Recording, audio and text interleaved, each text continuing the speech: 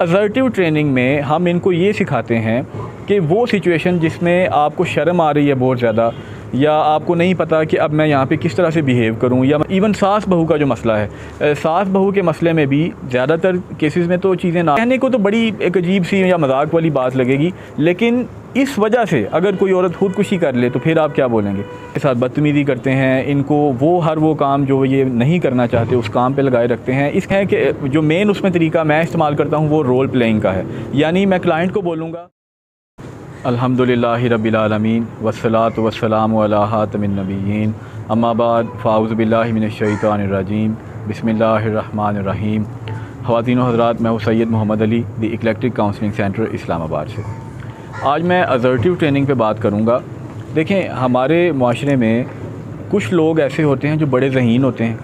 کچھ لوگ ذرا ذہنی طور پہ تھوڑے کمزور ہوتے ہیں، اسی طرح کچھ لوگ ذرا تیز تراز ہوتے ہیں، کچھ نفسیاتی طور پہ تیز ہوتے ہیں، کچھ تھوڑے کمزور ہوتے ہیں۔ اسی طرح کچھ لوگ وہ ہوتے ہیں جو انڈیپینڈنٹلی اپنا کام کر سکتے ہیں، کچھ لوگ تھوڑے سے ڈیپینڈنٹ ہوتے ہیں، انہیں تھوڑا پوچھ کے چلنا پڑتا ہے۔ اب یہ جو دو کیٹیگریز میں نے بتائیں، ان میں سے جو تھوڑے کمزور قسم کے لوگ ہیں، عموماً ان کو دوسرے لوگ دبا رہے ہوتے ہیں اور یہ دب رہے ہوتے ہیں۔ اس طرح یہ ہوتا ہے کہ لوگ ان کو نقصان پہنچاتے ہیں، ان کے ساتھ بدتمیزی کرتے ہیں، ان کو وہ کام جو یہ نہیں کرنا چاہتے اس کام پہ لگائے رکھتے ہیں۔ اس کے علاوہ مختلف اس کی ایگزامپلز ہو سکتی ہیں۔ اسرٹیو ٹریننگ میں ہم ان کو یہ سکھاتے ہیں کہ وہ سچویشن جس میں آپ کو شرم آ رہی ہے بہت زیادہ، یا آپ کو نہیں پتہ کہ اب میں یہاں پہ کس طرح سے بیہیو کروں، یا میں دوسرے بندے کا بیہیویئر کیسے کنٹرول کروں، تو وہاں پہ ہم تھوڑی سی گائیڈنس دیتے ہیں کہ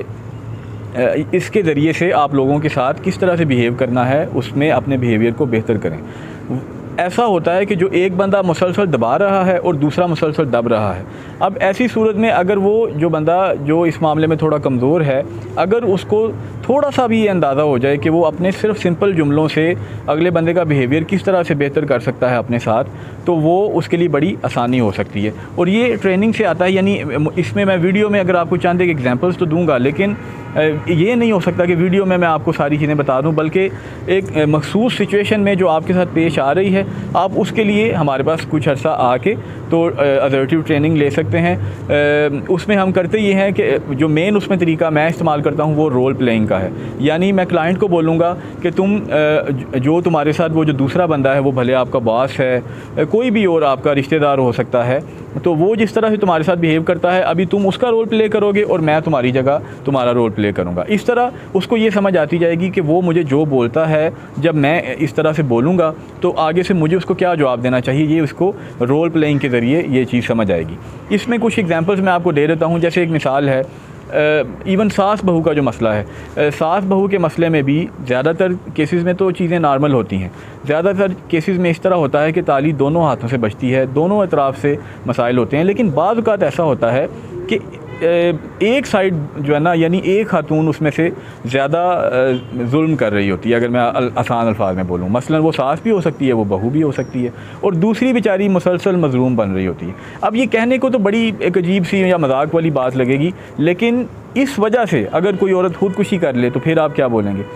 سوسائڈل تھاٹس کا ایک میرے پاس صرف اس وجہ سے کیس آیا کہ وہ ان دونوں میں سے ایک کا رویہ بہت ہی برا تھا، تو الحمدللہ اسرٹیو ٹریننگ سے چند سیشن میں وہ خاتون کہہ رہی تھی کہ میں نے الحمدللہ میرا معاملہ بہت اچھا ہو گیا۔ مطلب اس میں آپ کے لیے جو نارمل لوگ ہیں ان کے لیے تو یہ بات بعض اوقات بڑی مضحکہ خیز سی ہوگی، بعض لوگوں کے لیے بڑی فنی سی بات ہوگی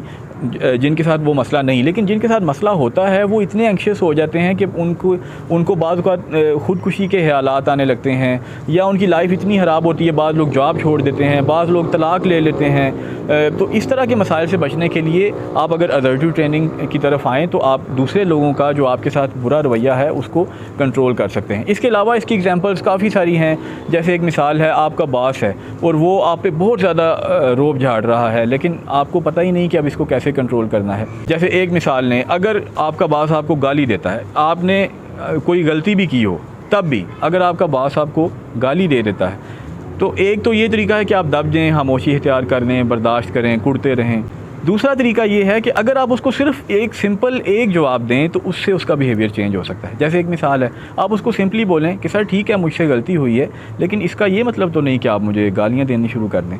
اب یہ ایک جملہ اس بندے کا دماغ درست کر سکتا ہے۔ یہی اسرٹیو ٹریننگ میں ہم یہی چیزیں سکھاتے ہیں کہ اسرٹیو ٹریننگ کا یہ قطعاً مطلب نہیں ہے کہ آپ کو بدتمیزی سکھائی جائے، آپ کو برا بیہیویئر یا غصہ نکالنا یا لڑنا جھگڑنا سکھایا جائے، یہ بالکل نہیں، بلکہ اس کی بجائے اخلاقیات میں رہتے ہوئے آپ دوسرے لوگوں کا بیہیویئر یا برا رویہ جو آپ کے ساتھ ہو رہا ہے اس کو کنٹرول کر سکتے ہیں۔ اب اس میں کئی ساری اگزامپلز ہو سکتی ہیں۔ دو دوست ہیں، ایک دوست دوسرے کے اوپر روب جھاڑ رہا ہے، اس کو مسلسل کام پہ لگا رہا ہے۔ محلے داری میں ہم دیکھتے ہیں کہ ایک بندہ دوسرے پہ زیادہ حاوی ہونے کی کوشش کر رہا ہے۔ باس کی اور سبارڈینیٹ کی میں نے مثال دے دی، اس کے علاوہ رشتہ داروں میں ایسا ہو سکتا ہے۔ ایون یہاں تک ہو سکتا ہے کہ ایک لڑکی ہے، خاتون گھر میں رہتی ہے، اس کو اس کے محلے کا یا کوئی بھی لڑکا وہ اس کو تنگ کر رہا ہے، چھیڑ رہا ہے، اس کو اپنے جال میں پھنسانے کی کوشش کر رہا ہے۔ اس بیچاری کو نہیں پتہ کہ اس کو کیسے جواب دینا ہے یا کیسے ٹیکل کرنا ہے۔ اس کے علاوہ میرے پاس ایسا بھی ایک کیس آیا، اس میں گھر کا نوکر ایک گھر کی بیٹی کو کس طرح سے ڈسٹرب کر رہا تھا۔ اب اس بیچاری کو نہیں پتہ تھا کہ اس کو میں کیسے کروں، مطلب شرم بھی آ رہی ہوتی ہے بندے کو، یہ بھی لگ رہا ہوتا ہے کہ اگر یہاں پہ بات آگے گئی تو تب بھی میری بدنامی ہے۔ تو لیکن بڑے جو ذہین لوگ ہوتے ہیں ان کو اس کی ضرورت نہیں پڑتی، جو نفسیاتی طور پہ مضبوط لوگ ہوتے ہیں ان کو بڑی اچھی طرح پتہ ہوتا ہے کہ اس طرح کی سچویشن میں کس طرح سے آگے جانا ہے اور دوسرے بندے کو کس طرح کنٹرول کرنا ہے۔ لیکن کچھ لوگوں کے لیے یہاں پہ گائیڈنس کی ضرورت پڑتی ہے، تو یہ گائیڈنس آپ اپنے پیرنٹس سے بھی لے سکتے ہیں، آپ اپنے کسی کزن سے، بڑے بھائی سے، اس سے بھی لے سکتے ہیں، اپنے ٹیچر سے بھی لے سکتے ہیں، اور پروفیشنلی آپ کسی ماہر نفسیات سے بھی یہ گائیڈنس لے سکتے ہیں۔ تو اگر آپ کے ساتھ ایسا کوئی مسئلہ ہو آپ ہمارے ساتھ رابطہ کر سکتے ہیں۔ اس کے علاوہ بھی ایگزامپلز ہیں، جیسے آپ کسی سے کوئی بات کرنا چاہ رہے ہیں،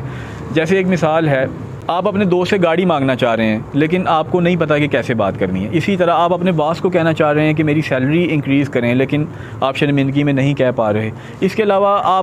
لوگ آپ کو یوز کرتے ہیں، آپ کو کام کہہ دیتے ہیں، یا کوئی بھی ایسا مسئلہ ہے جس میں آپ ان کو نہ نہیں کر پا رہے۔ یہ جو بندے نہ نہیں کر پاتے وہ اپنی لائف میں پھر ان کے لیے بڑی ڈسٹربنس ہوتی ہے۔ دوسروں کے کام آنا، ان کی خدمت کرنا، لوگوں کی ہیلپ کرنا، یہ بڑی اچھی عادت ہے، لیکن اس کا یہ مطلب تو نہیں کہ لوگ آپ کو آپ کی ول کے بغیر یوز کرتے چلے جائیں اور آپ اپنے کاموں کے لیے اور اپنی لائف کے لیے بھی ٹائم نہ نکال سکیں اور اپنا نقصان کرتے ہوئے آپ لوگوں کے کام آئیں یا لوگوں کے کاموں میں مصروف رہیں۔ تو اس لیے جب ایسی صورتحال میں جہاں پہ آپ کی پرسنل لائف خراب ہو رہی ہے وہاں پہ اسرٹیو ٹریننگ کی ضرورت ہے۔ اس کا یہ قطعاً مطلب نہیں کہ آپ لوگوں کی ہیلپ نہ کریں یا آنکھیں ماتھے پہ رکھ لیں یا لوگوں کے ساتھ بدتمیزی کریں، بلکہ اسرٹیو ٹریننگ میں وہ لوگ جن کو بہت زیادہ دبایا جا رہا ہے ان کو تھوڑا سا سکھایا جاتا ہے کہ آپ نے دوسرے لوگوں کے ساتھ کس طریقے سے کمیونیکیشن کرنی ہے کہ دوسرے لوگوں کا بیہیویئر آپ کے ساتھ مناسب ہو جائے اور آپ دونوں کا فائدہ ہو، بجائے اس کے کہ آپ کا نقصان ہو رہا ہے اور دوسرے بندے کا فائدہ ہو رہا ہے۔ تو یہ ہماری آج کی ویڈیو تھی، بہت شکریہ، اللہ حافظ۔